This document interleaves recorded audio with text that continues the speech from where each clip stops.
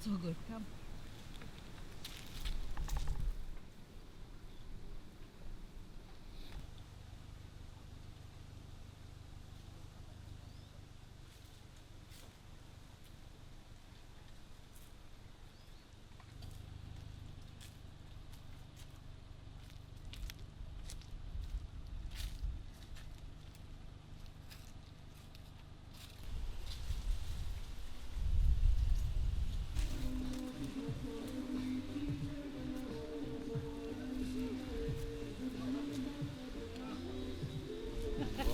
Went to the other island.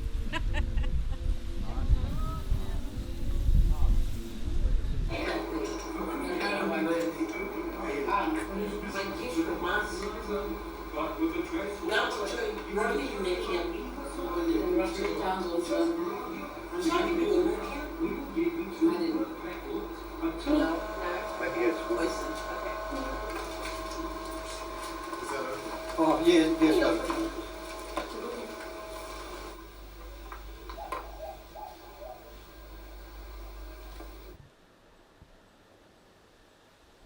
Sing out the baby.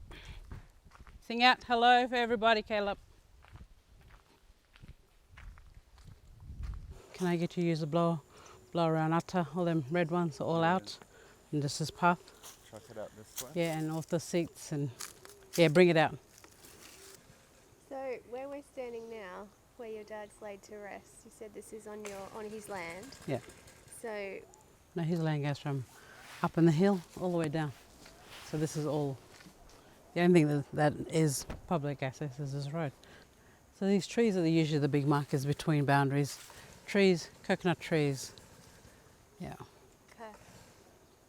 And Luss. Las, L-A-S, yep. So last village, this is the village of this area. Okay. And so in the last village, there might be 4 families within that last area. Okay. Did you pump that? Yeah.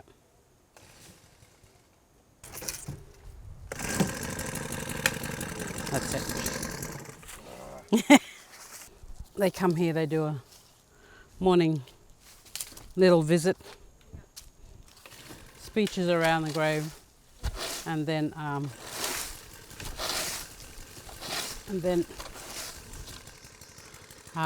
lay wreaths, and then they go back to the front and they celebrate.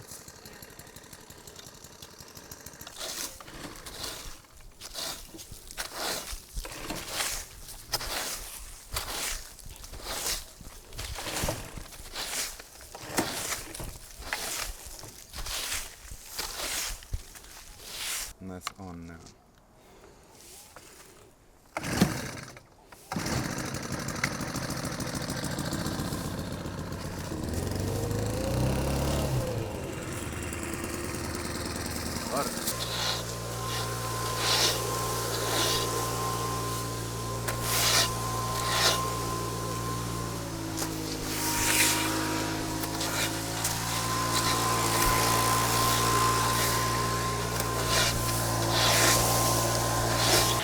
We call it a giripsek. This is a one of Dad's totem plants.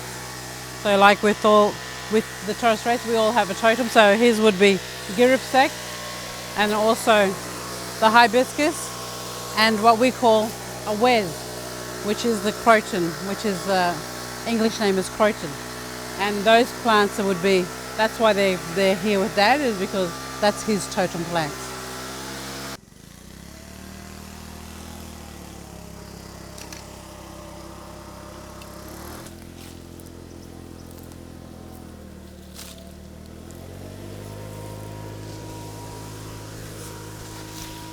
When we laid him here, that sound that Kel is making of that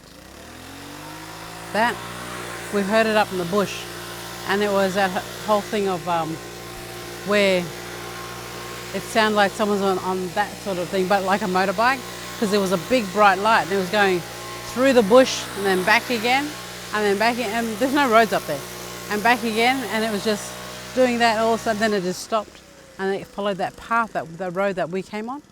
It came in and then it stopped here, but this whole space was lit up. Was like someone had, you know, those industrial big lights they have, and yeah, and so that's what it was. It was this glow of white light, and then the light then went small and turned into what I would perceive to be a min min light, which is a light orb that floats, and it went down the path, down into the village where we all were, and through every tent, it just went through. It was like it was looking at everybody who was here and just followed us through.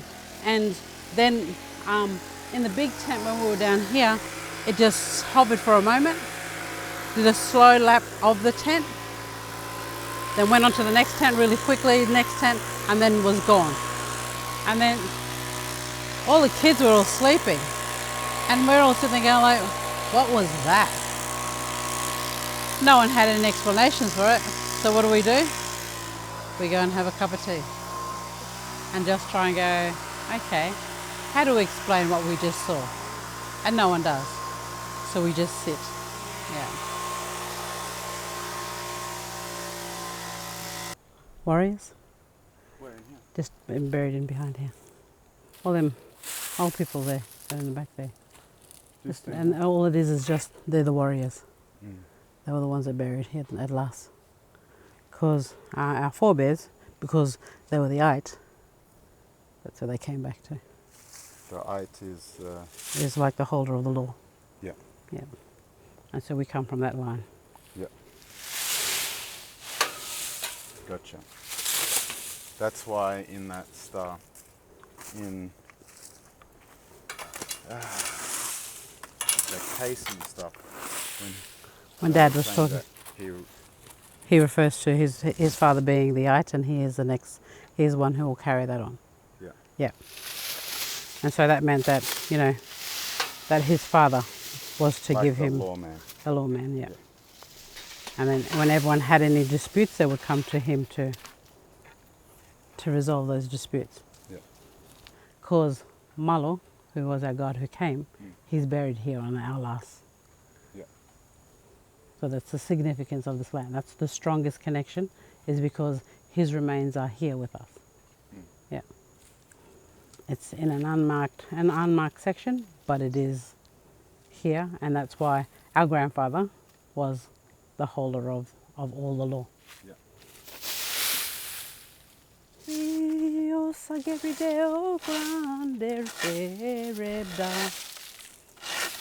Open Barclay,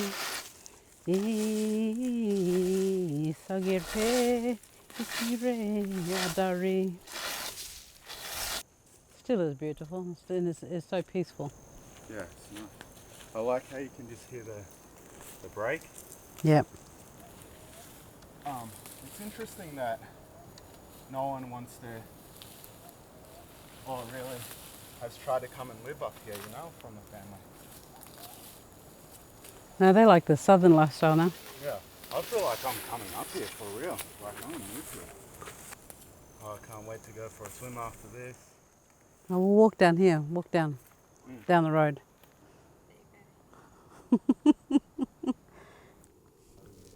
This is the white sand you would have been playing on, running on. So here, this windbreak. Yeah. So that would have been all along here. Where the fish traps are, if you stand at the edge, you'll look up, you'll find one tall, alone coconut tree, which is your boundary marker for your fish traps. And then the fish traps would be owned by 4 or 5 families, and we'd all share from that trap. But see, because of all of the thrashing of the king tides and stuff, have moved rocks. But it's just a matter of getting together with families again and then redoing. You can see it when you fly over. You can see the remnants of. So all you do is just rebuilding those walls. And then this section in here where it's darker, it's not shadow, so therefore they're the lagoons. Yeah. So within the lagoons, you grab all the baby clam shells, you'd put them into the lagoon, so it allows them to grow. When our god Malo came to this island, he came and he landed at our last. So this is the significance of this place being so sacred, is because he landed here. and the start of the story. When he created the clans of the island.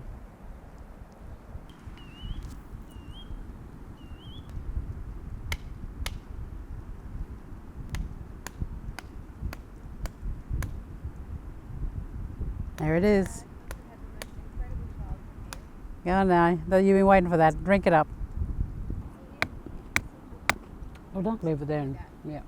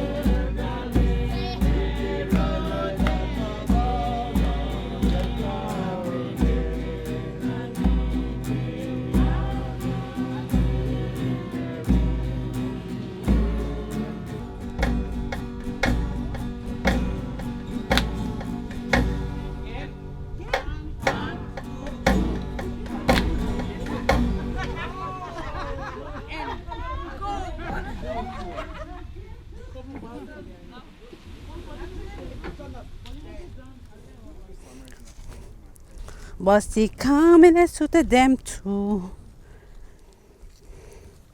You sabe slaptin, you sabe dampa, mate bully fly bully yeah.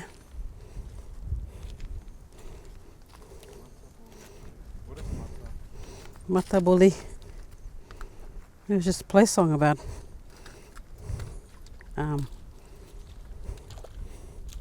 just people making fun of people, and yeah, then it became this little chant that was for all Torres Straits to be singing. Makina toto them to go, them to find their one banana. Monkey speak for toto you stop ya.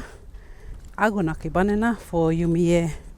Bossy come and suit them to fall down belly up. You sabe something, you sabe dampa. Mata bully fly bully yeah. Yeah.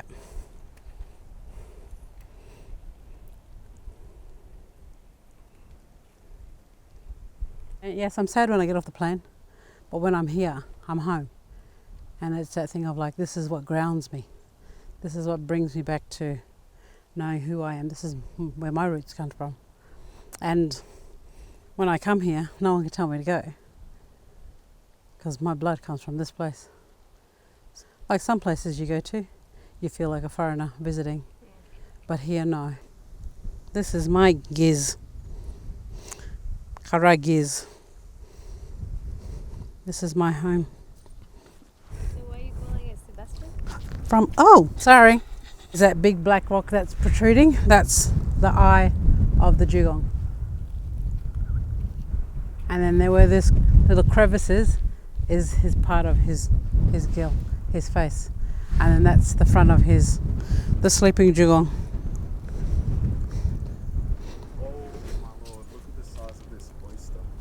Oh my eyes, you're going to get it, aren't you? Wow, let me take a picture.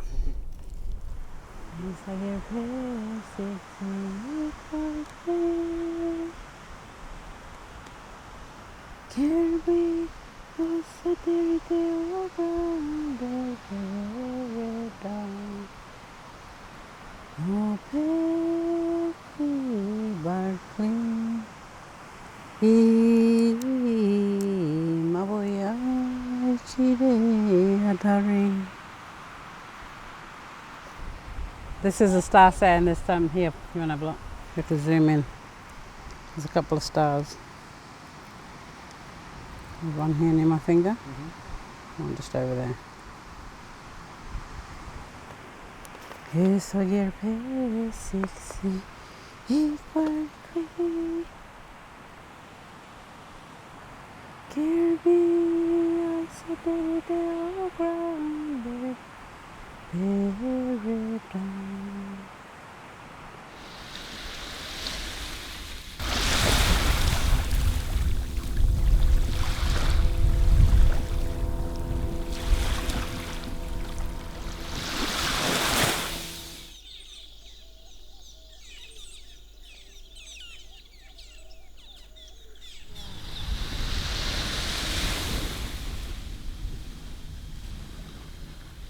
when the tide drops and you see the bit of the coral coming through, the whales are coming through.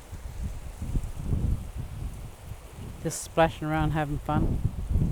They came so far down, then turned around and went back the other way.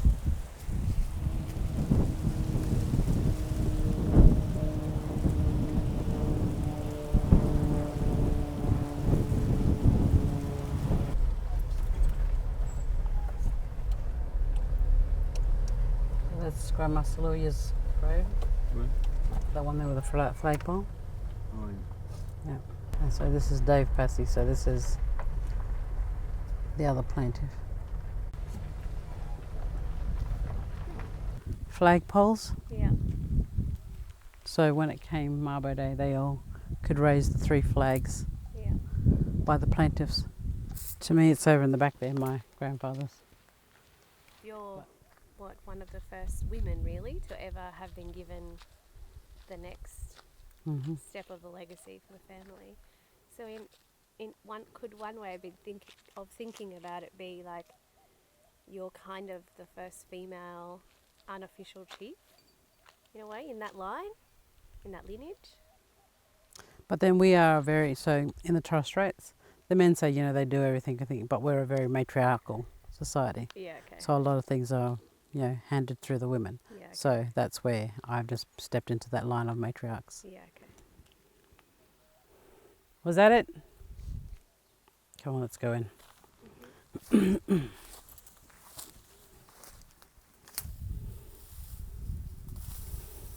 Yeah, I have a picture of my mum standing with all the wilder kids all over it. You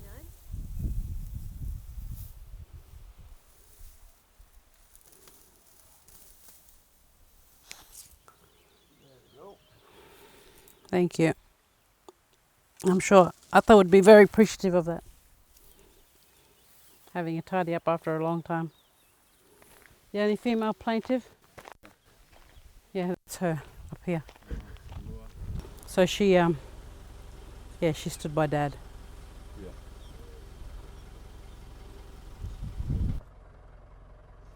I know what I'll be doing at the airport before we get on the plane.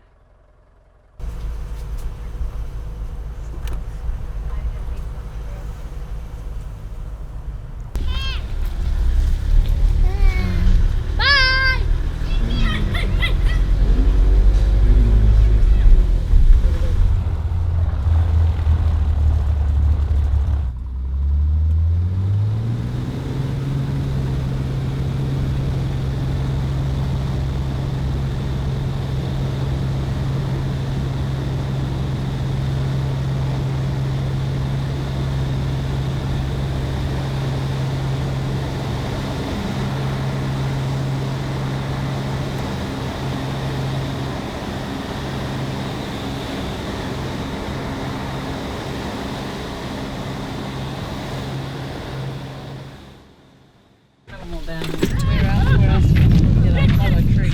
They're incredibly smooth, aren't they? See those other boxes? Those Asian miners. That's so good. So this is a replica of the one that's on his grave on Murray Island. I said to him, wonder what it would be like to have other artists interpret Mabo their own way. What does Mabo mean to them? Developing pieces around what they see as Mabo. And then because it comes down to your interpretation, not mine, it's your interpretation. I just give you information. There's no right, no wrong, but it's just your interpretation and how you grapple that. There's lots of layers. I met your father when he was a member of the Toronto Art Society, and he did watercolours. And he's just so lovely, and he was a really good watercolourist too. Yeah. And so I have very fond memories of him. Because one of the things is, someone saw one of his works and interpreted that, he must have done classes with Albert Namatjira. And I went like, no. Really, all that other history sort of came after that, I think, because I'm talking about 1961. That's right. Yeah. Yeah. So because he used to do paintings of. He did one of Castle Hill. He sat down at the end of the Palaranda, looked back at Castle Hill, and he's got that. And then he turned and then he did the pinnacles. Because at that time, the trees were really short and there was no houses, no nothing, so therefore you had a clear view. Yeah. And so he turned and did that one, he turned and did that. And then, there was one particular tree that he set out to buy, and that's where he painted. Through you, in a way, through working on the prints we've worked on, and then the stories you told me related to when you were a kid with him, and the things you did with him, which are and the times you've seen him, like in dreams or visions or whatever. So those sort of things, I think, could be things I bring to the table when I'm Whereas Aubrey, because Aubrey's my nephew, it's a thing of like, with that connection, it's it's very much stronger. Yeah. But it's that thing of like, his dad, and calls my dad uncle, but it's that thing of like, just being around them, the influences of just being around people, it's there, but you don't realise that it's like, wow, the significance of that, just being in that space with that person. Then it's only when you get older you go, wow, I was there when that happened, I was there but I was only small, but I watched, because as children, we're sponges to everything that happens around us. Yeah.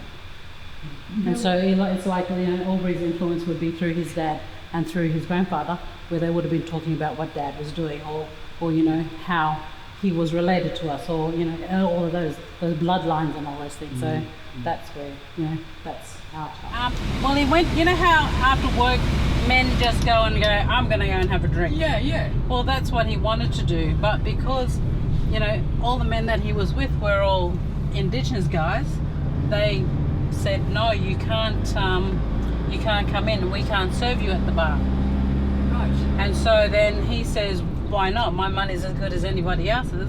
And they said, no, that's just the way it is. This is a hotel when Dad was denied a drink at the bar because he was black, and he was told to go to the beer garden. Next day he went back again, except he wasn't alone. He took about 4 other guys with him. The next time he went back, he had 12 men.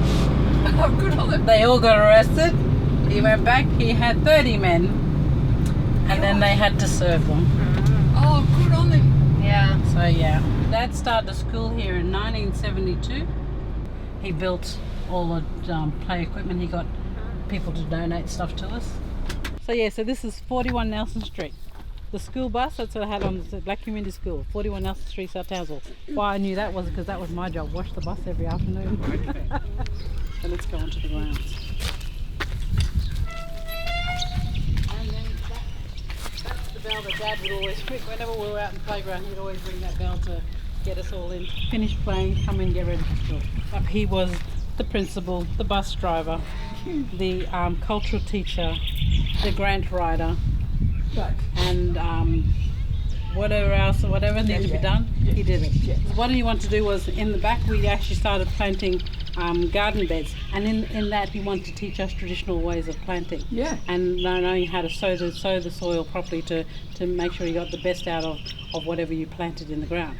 And then here on, and I remember these steps because there's a video that Dad did, and he's sitting on the steps and he's talking about the first time our school bus came through the driveway and parked, and then all the kids, we all lined up to get on the bus. It was just like so excited to get on the first time, because what they did was the community, the mothers and fathers, were the ones to actually fundraise to get the bus. When they got the bus, it was such a big thing that all the kids lined up, they got in the bus, they did a lappy around the block and come back in again, because there's too many kids on the bus, so they only did a block and come back, and we were just like so proud we all had our own school bus. So it was a very happy moment.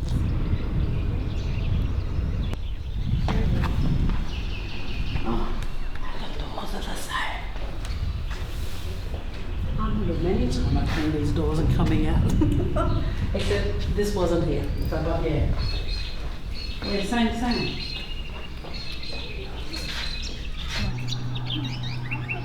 Because that's what it'll become. It'll become an exchange of creative ideas.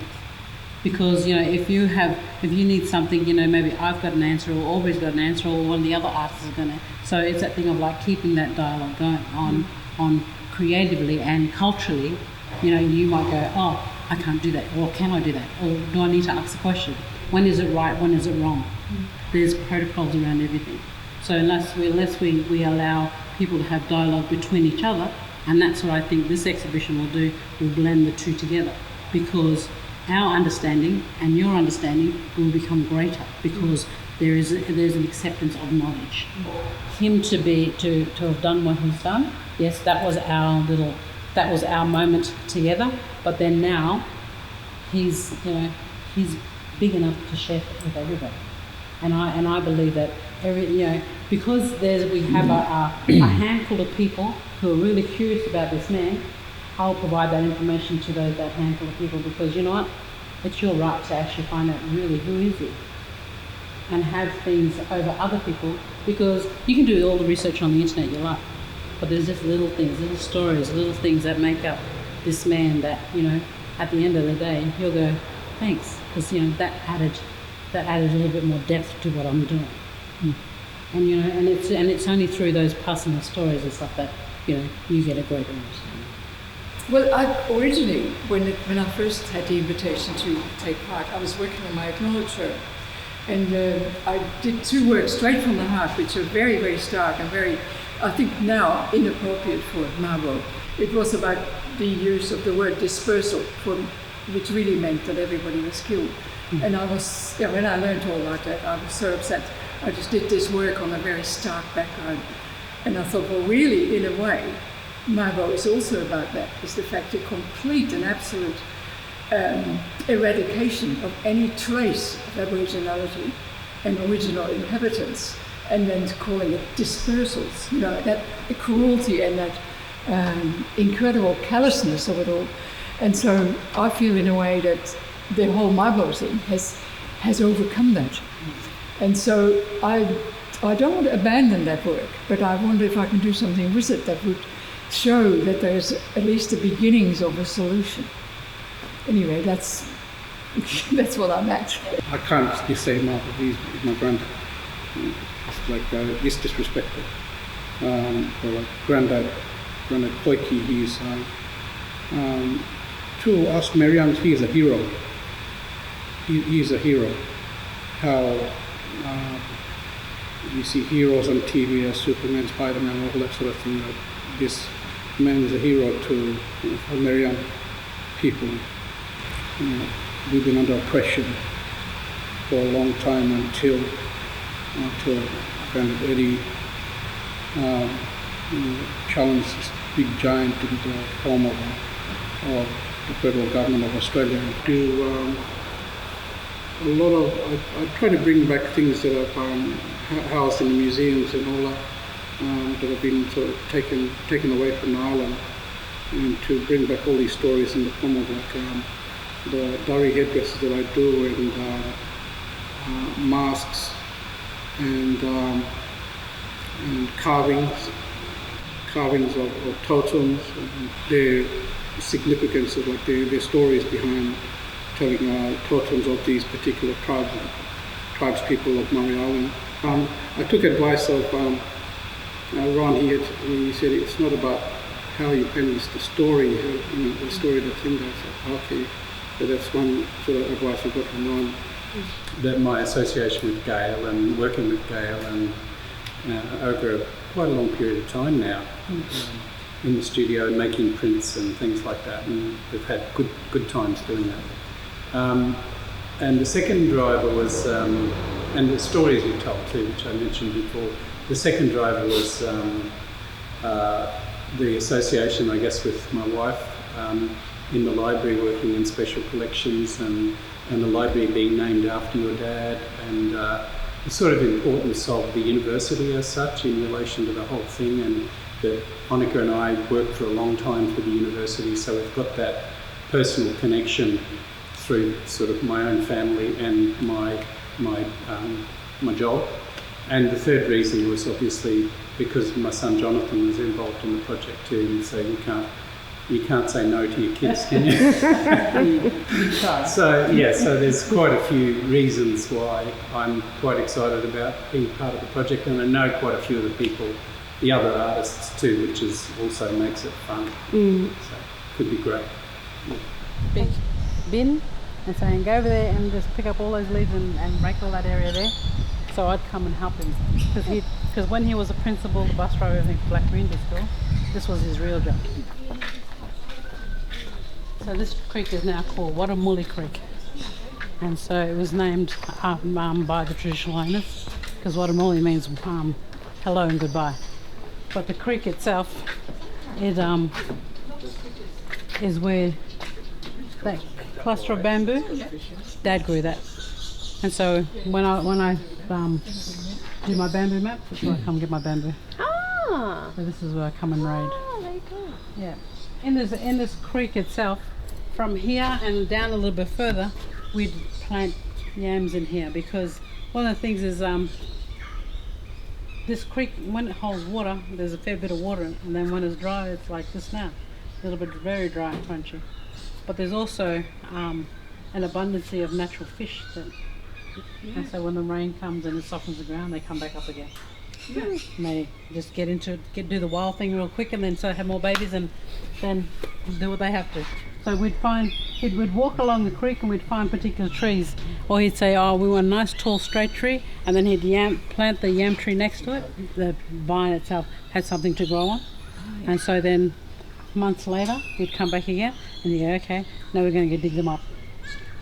And there was one plant he forgot and he'd missed, and it was like a couple of years later we went back and this thing was huge, and he started digging. He reckoned, oh, I need you to go and get the other bigger shovel, because he started with one shovel and moving everything, then he had to get the bigger shovel to dig further away, and then this plant became about as wide as that. And then he got the shovel and he was then cutting out pieces, giving it to me. I'd run it up to the car, come back, and he'd cut more. And One big yam. Yep, and then what he did was, that plant, he then took and shared with all the island people in Townsville. Yes, lovely. He just went and gave pieces to, he says, that's why we grow them, to share. Yeah, it's lovely. Because, that's just our way. Yeah. Yeah, and so...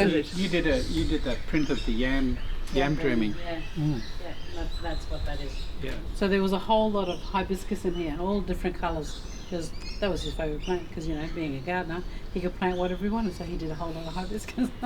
Good on you. Because it was just, and it was also a thing, that kokoma just reminded him of home. Do you want me to start it? Yeah. All right. So I thought we could start maybe just at the beginning. So if you both could start with that story of your first conversations about the project and how the idea came to be. I think we basically got back from KIAF in 2017 and Gail had a really terrific exhibition there, which was speaking a lot about her father and the navigation and the maps and everything. And it was just a really terrific exhibition, and we got back and really started thinking, hey, there's something in this, and it's about time, I think, that we need to do something. And I remember chatting with Gail about it, and as soon as I sort of said this, Gail said, yes, and it needs to be Indigenous and non-Indigenous people. Because it was that whole thing of looking at what is Mabo. I know what Mabo means to me, but what does it mean to everybody else? Because as an artist, we interpret things differently, and I wanted to know how other artists would interpret my father. How do they see him and his connection to what he was doing in the whole scheme of what Australia is, and how does that sit in the means of doing something that would be to reconcile the differences between each other, but have a greater understanding of what it is.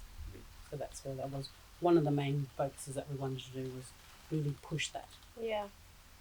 And on that decision, which I think was a really central decision, really, that's then flowed through to the tone of the whole show, that decision to have half Indigenous and non-Indigenous artists both responding to your father's legacy.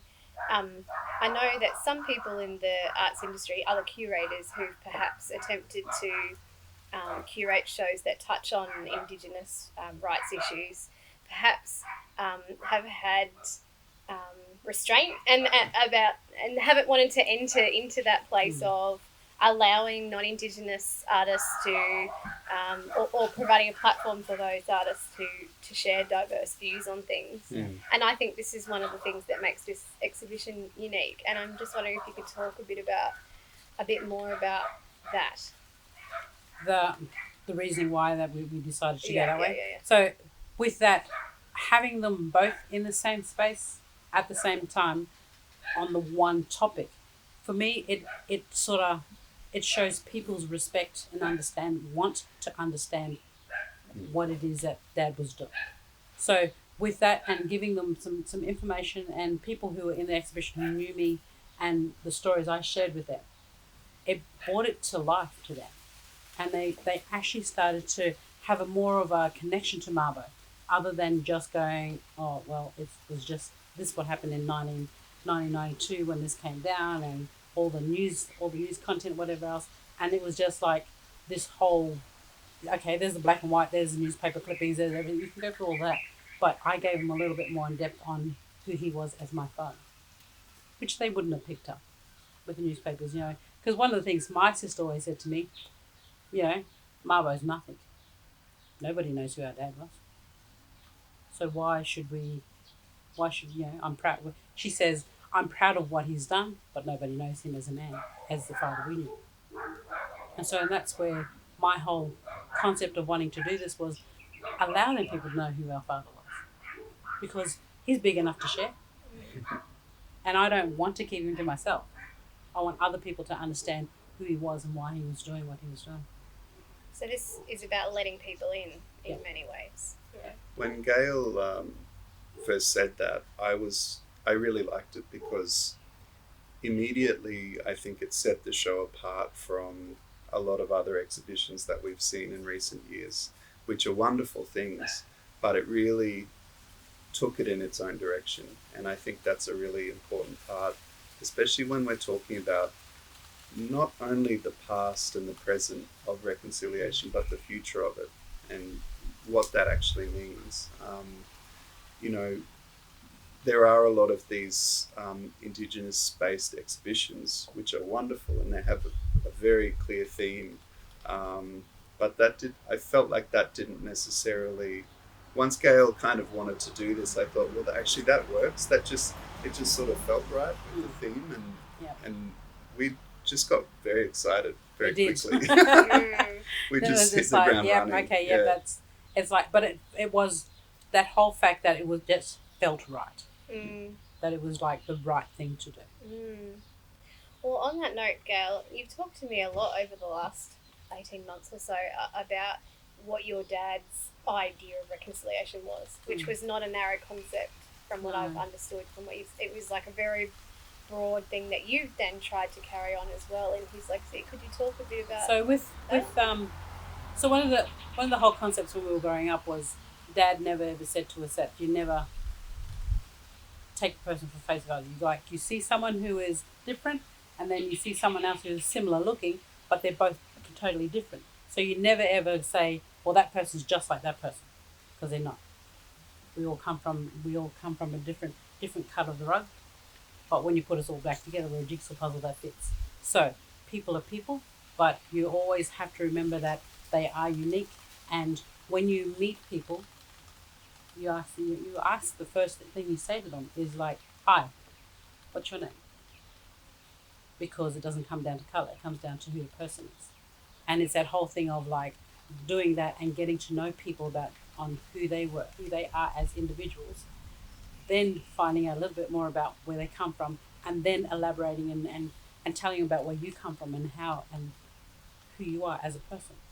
And that, to me, is the greatest part of doing your reconciliation, because it's that thing of like you're getting to the understanding of and acknowledging people in place. And that's the biggest part of reconciling the differences between people. Because if you don't understand where you stand in this whole scheme of things, you can't work together unless you know that you're on an equal path. So, could one way of saying that be that your dad's idea of reconciliation and what you're trying to carry on now and through this exhibition as an act of reconciliation in a way is about connection? Yeah. Okay. Because you think about like Annika's work, her background and where she comes from is completely different to, you know, Jonathan's dad. And it's like, well, you know, Ron's stuff is different. And it's like, but we all fit into the space really well. If we cut that rug up, that rug will still come back and be one piece because we've all come together for the whole basis of understanding Mabo.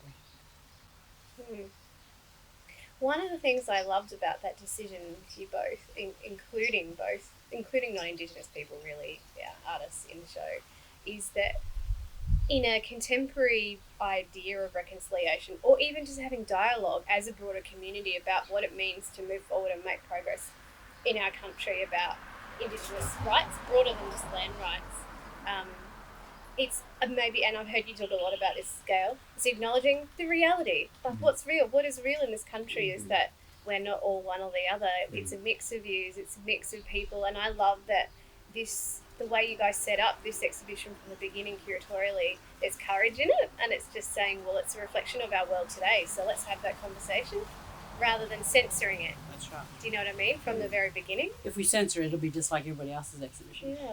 So we just want it to be standalone and go, well, that's, you know, if it's black, it's black. If it's white, it's white. So be it.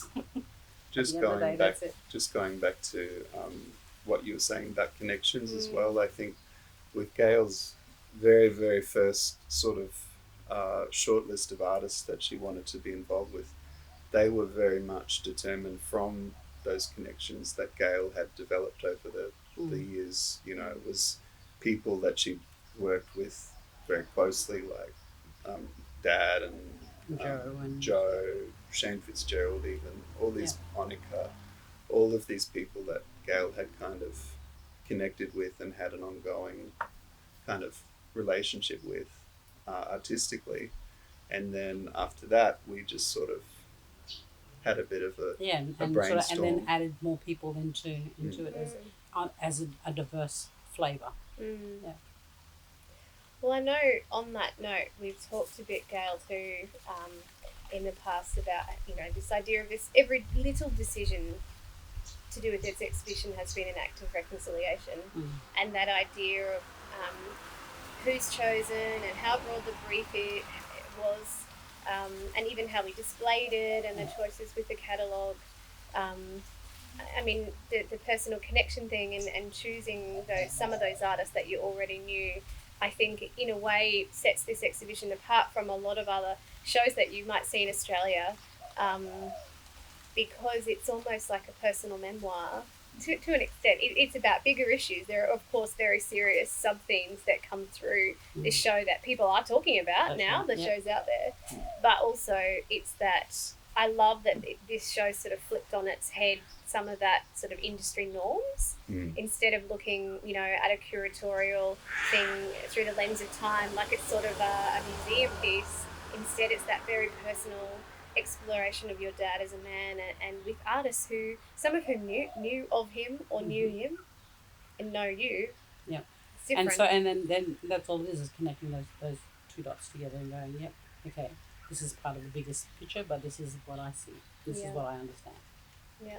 Really, it was sort of impossible especially for Gail, but to me, to some extent for me as well, to separate ourselves from a lot of it, because some of it is so close to your heart and so personal and special, and it's I think you're right, we did kind of break the rules a little bit in that way. There was no curatorial distance.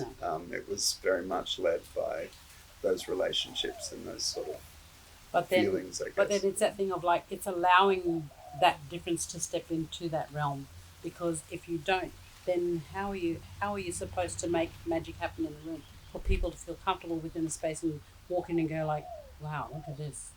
Because that's what you get when you see the legacy shows, that people do it's a wow factor. Yeah. Because of how diverse it is. Yeah.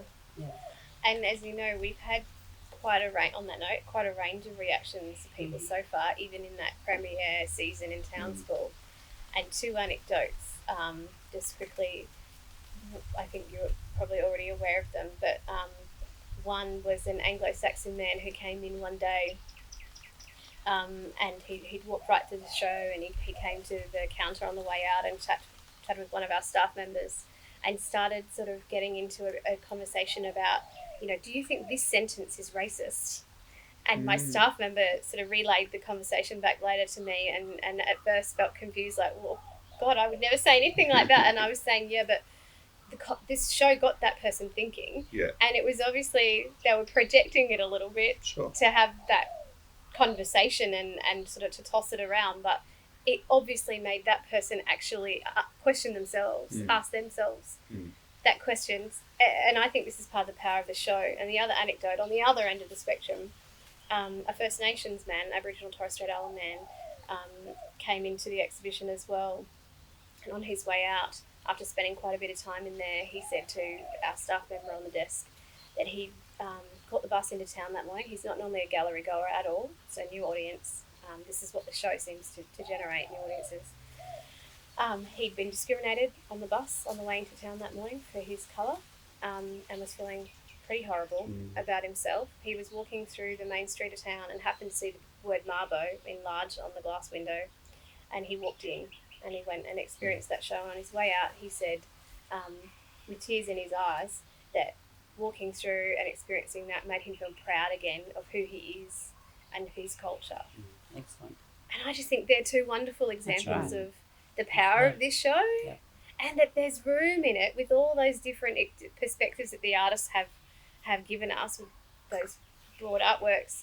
There's room for all these different views. Yeah. I don't think there's a wrong or a right answer here. I just think it's about getting the conversation. But and that's what it is. It is Mabo being the conversation piece. Yeah. And not being afraid to talk about it. Yeah. Yeah. So, we did a trip to Mare Island, your dad's land. We did. You didn't come, but it was good. So, shall we talk a little bit about why do that trip? Why shoot footage there? Well, you can say, a lot of people have been there, they've done it, they've taken imagery, they've done all this thing, but they did sort of sit down and actually have, some of the stories that came out about, that connection to those places that we were and why they were so significant to my dad, and even just sitting still within that space, you can feel it's a sense of the power is there within that land. And for me, that's my connection to my country. That was like welcome, because we had to have a welcoming point to start this next leg of what we needed to do. Yeah. And I think taking people and doing that imagery there and just walking with them and talking about things, people get an understanding of the beautiful island that he was fighting for. Yes, he did it, and it changed the whole face of the nation. But he was only fighting for his land. And if people don't know and actually acknowledge what it looks like, they wouldn't know. They wouldn't have that now I see what he was fighting for. Because a lot of people go like, where's Mario? Where's that? What does it look like? How do you get there? And I'm like, well, you got to fly. And so yes, we see imagery of us flying there. We see us walking, from the airport, walking and doing things and walking along the beach and stuff. And it's like, well, that's his paradise. That's what he was fighting for. Everybody wants to have their piece of paradise somewhere. Your backyard is your paradise. And so Murray Allen in his backyard. And that's what he was fighting for.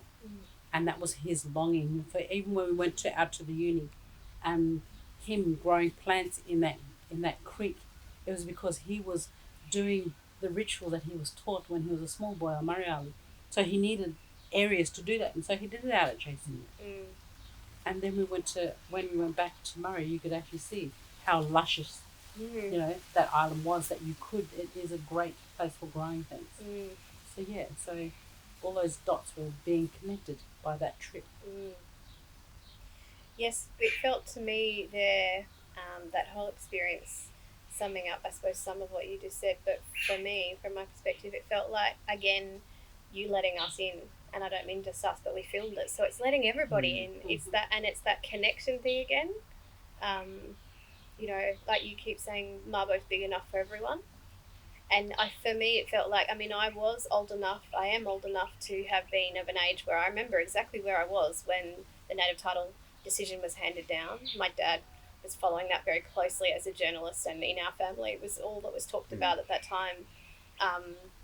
But I've probably seen a few photos, over the years in the press and all of those sorts of things, and I knew it was a tropical sort of paradise, but it wasn't the same as actually being invited into that community where visitors aren't very often allowed in.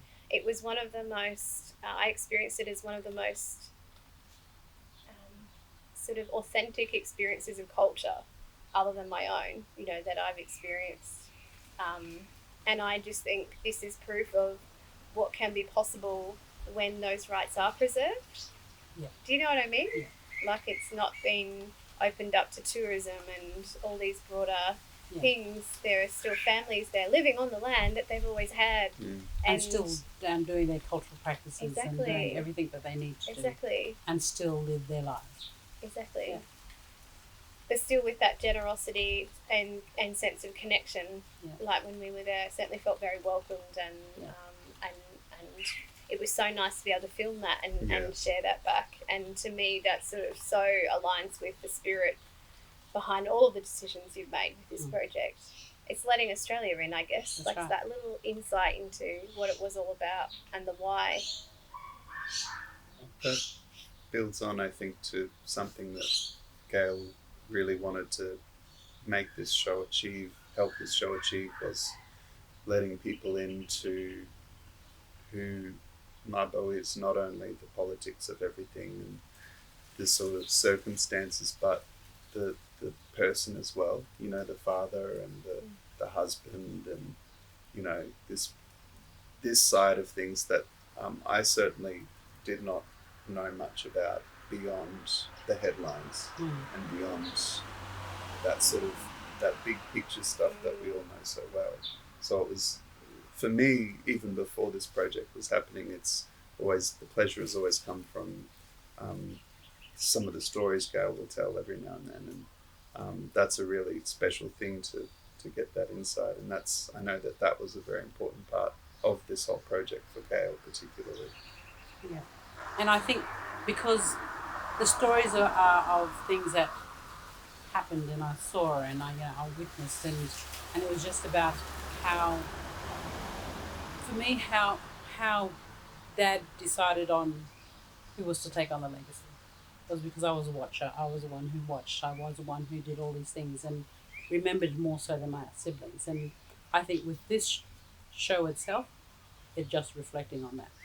It's just reflecting that I see Dad as a bigger thing, and therefore that bigger thing should be celebrated with everybody. Yeah.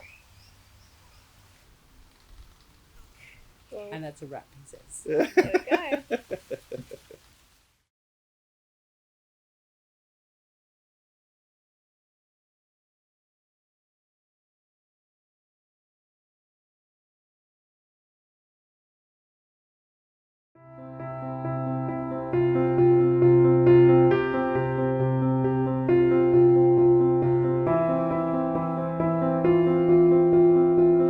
With all my work, and I guess you can probably see it from what's around in the studio, I have always felt that this landscape and this country is so special because of the Aboriginal traditions.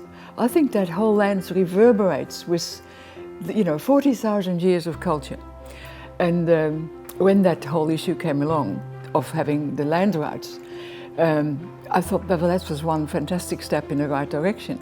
So to be asked to be in this show, I thought, well, yeah, right, that's exactly where I'd like to be. And my work naturally is about place and story, and it fed into my work, thinking about Eddie Mabo and his activism, I suppose, and how place was really important. Yeah, his activism, but also what he did for his people in general, what he did for his family, but also had relevance for other Indigenous people throughout the country. It was more for me, because I never met Eddie, the stories that Gail told me, which made a sort of personal impact for me. Just, you know, he was an interesting dad. Eddie Mabo's got an amazing memorial in town, and it talks about the octopus and how the octopus was the law bringer to Murray Island, and his 8 tentacles represented the 8 groups or tribal groups within Murray Island.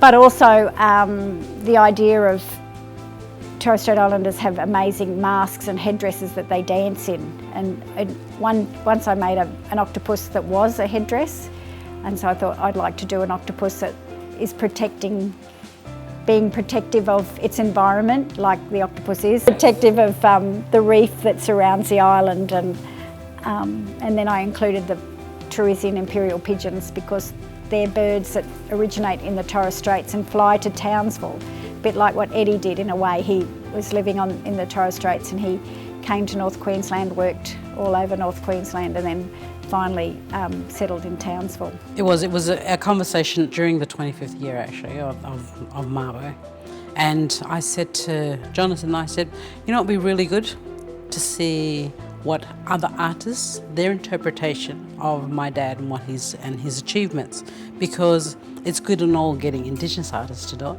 but what about non-Indigenous artists? Because the fact is, just the way someone sees a concept and their interpretation, it's like chalk and cheese. It's completely different. As Indigenous peoples, we have our history of our stories that were handed down to us orally through the generations. Whereas non-Indigenous Australia, it's like, how do you guys celebrate your recollection of something that had happened? Because it's like, well, I can say where I was, but where were you? How do you remember that day? And now 25 years on, how do you look back at that day?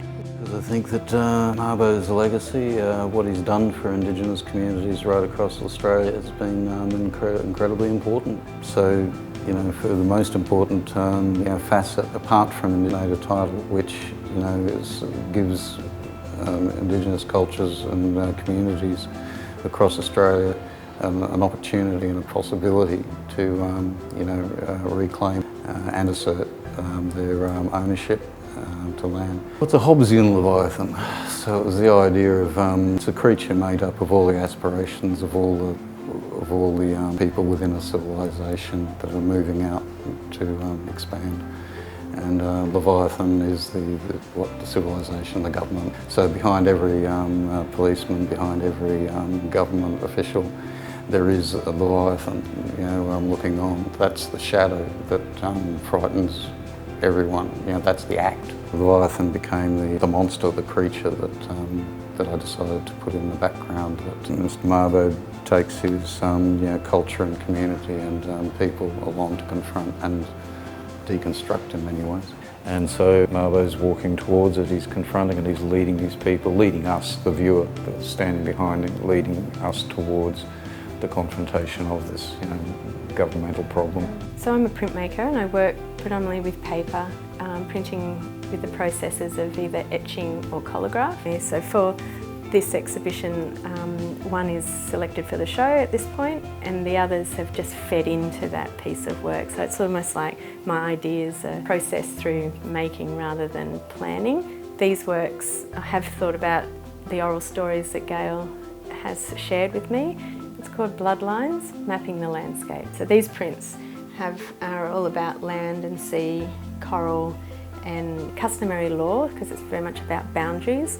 And so that the mapping of the landscape has come into this work as well. And there's this great story she told me about this rock which is called Blood Rock on the island, and it's when it rains or if there's a high tide and rain, this rock actually looks like it's bleeding. And Bloodlines, when it came up, it's sort of, so also looking at the surface of the rock in a more abstract way, not in a representational way. Historically, my work has more been printmaking, so mainly etching. But in recent years I've made a few etchings, but really not many, and I've been focusing more on drawing and painting. So that's why the work I did for this exhibition included painting and drawing.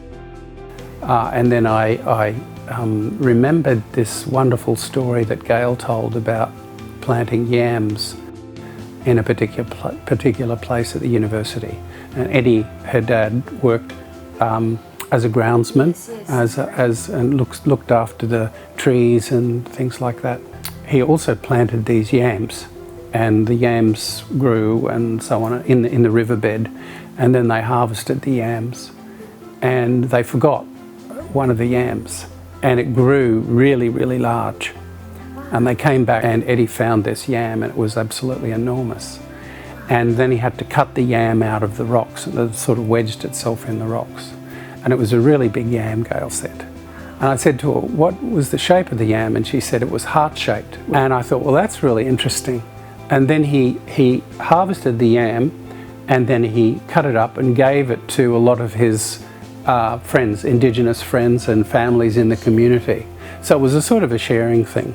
And I thought, well, that would be a really nice idea for a work, and it relates to his legacy, but also relates to the sort of personal aspects of Eddie.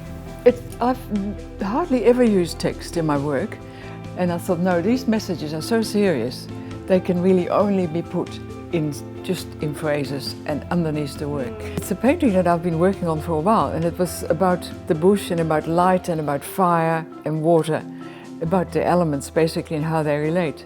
And when I thought about these words, I thought, what can I put them on? And I was looking at what was sitting out in the studio, and I thought, that's it. And then the other one, the whitewash, it's when I learned that so many of the massacres took place around here, that I thought, and I thought, well, why didn't I know? I thought, if I write down all the names of all those lovely places, Urama Falls, Murray Falls, Blanco Falls, Davison Creek, wrote them in ink in felt pen, big heavy felt pen, and as you probably know, if you put paint over felt pen, it all keeps bleeding through. So then I took a big brush with white, and I just tried to rub it all out. And of course that succeeded in the beginning, but it's slowly bleeding through. And by the end of the exhibition, they were probably all bled through. I'll write whitewash in black, in charcoal, as an opposite, having the dispersed in white, the chalk. And they were natural materials too, like chalk and charcoal. And I thought that was a way of keeping it raw. It's more than about just land, isn't it? It is. It's about culture and acknowledging. I feel like the native title decision that your dad fought for and won was really, in my words, my thinking, the first major achievement in challenging that culture of denial in Australia. No, let's start admitting, and it feels to me like that was a first and a major step, but there's so many more steps along the way.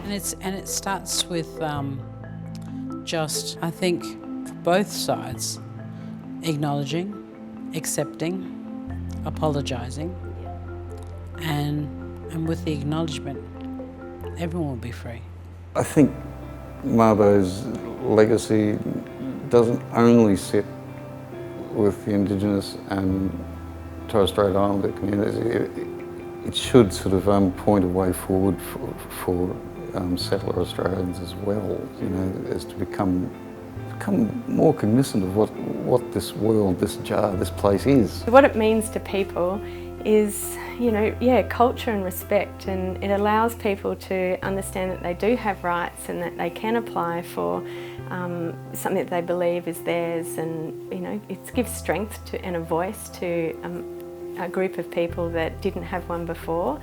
And through that change and that evolving is the means of saying, well, let's stand side by side through something that we can acknowledge. Art is a good medium for conversation.